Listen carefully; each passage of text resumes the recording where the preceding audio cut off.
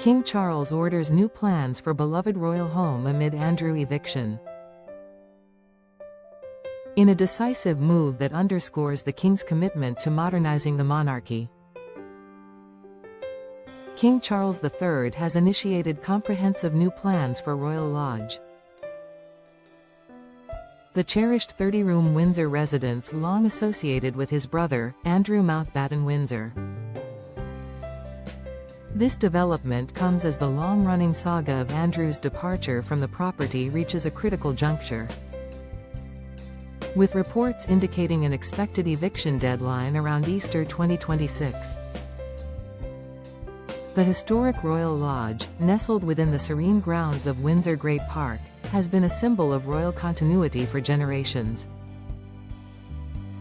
Originally transformed into a grand retreat by George IV in the early 19th century, the property later served as the cherished home of Queen Elizabeth, the Queen Mother, from 1952 until her passing in 2002. Its elegant architecture, expansive 40 hectares of landscape grounds, and secluded charm have made it one of the most coveted residences within the royal portfolio. Andrew Mountbatten Windsor, formerly known as Prince Andrew, took up residence there in 2004 following the Queen Mother's death. He secured a 75-year lease from the Crown Estate in 2003. Paying a £1 million premium up front and committing to £7.5 million in refurbishments to modernize the then dilapidated structure. These investments, which exceeded initial estimates, effectively eliminated ongoing rental payments, leaving him responsible only for a symbolic peppercorn rent when demanded. The agreement allowed him and his family to remain until 2078. Providing long-term security in exchange for maintaining the Grade 2 listed building. However, the landscape shifted dramatically in recent years amid ongoing public scrutiny over Andrew's past associations, particularly his links to the convicted sex offender Jeffrey Epstein.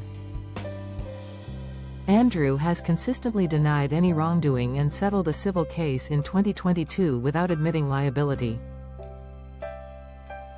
Despite these denials, the controversy persisted, prompting King Charles to take unprecedented steps in late October 2025.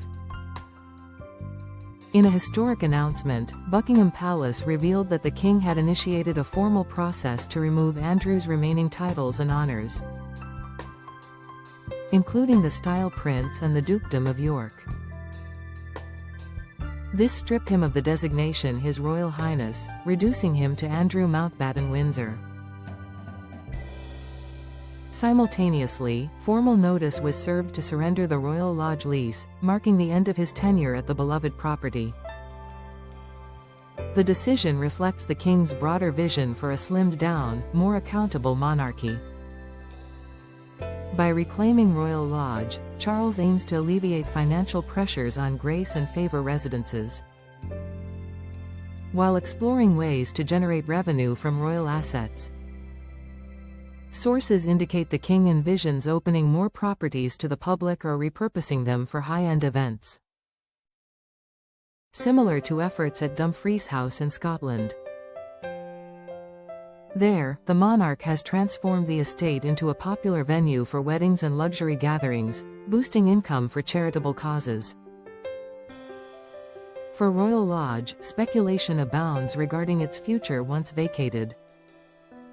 Experts suggest the Crown Estate could undertake necessary repairs and renovations before leasing the mansion commercially.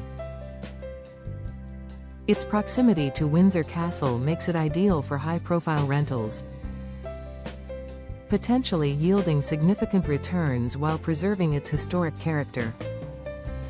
Some reports even mention an annual rental value approaching £1 million, aligning with the king's focus on fiscal responsibility. Meanwhile, Andrew's relocation has been set to a private property on the King's Sandringham estate in Norfolk. Privately funded by Charles, this move represents a substantial downgrade from the grandeur of Royal Lodge.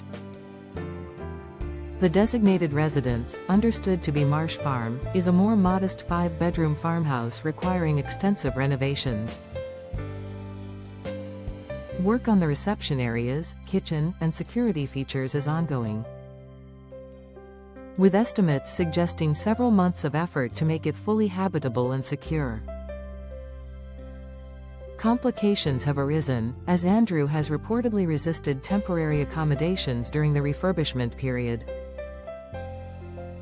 Sources describe the proposed interim property as considerably smaller, prompting reluctance on his part.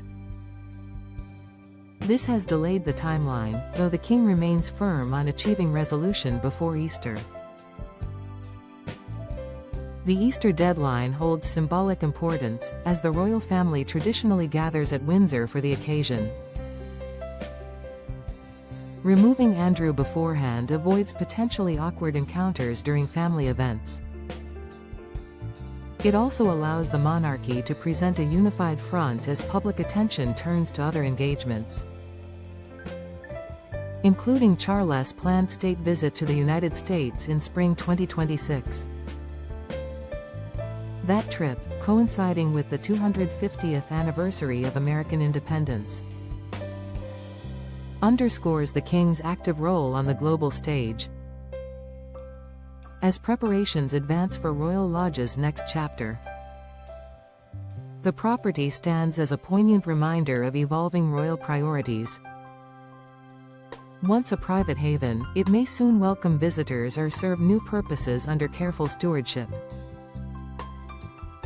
The transition highlights King Charles' determination to balance tradition with practicality. By ordering these new plans, he signals a forward-looking approach to royal residences. The changes ensure that historic homes like Royal Lodge remain assets for the nation rather than sources of ongoing contention. For Andrew Mountbatten Windsor, the move to Sandringham marks the final phase of a difficult chapter. After more than 2 decades at Royal Lodge, the relocation brings an end to one era and the beginning of another. The king's actions, while firm, are framed as necessary for the monarchy's long-term stability.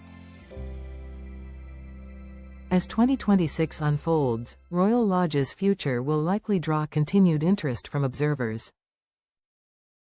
Whether transformed into a revenue-generating venue or preserved for select use, its story reflects the broader transformation under the current reign. King Charles' vision prioritizes openness, sustainability, and accountability. In reclaiming and reimagining this beloved royal home, he advances that agenda amid complex family dynamics. The coming months will reveal more details on renovations, timelines, and ultimate purpose. For now, the order has been given, and the plans are in motion.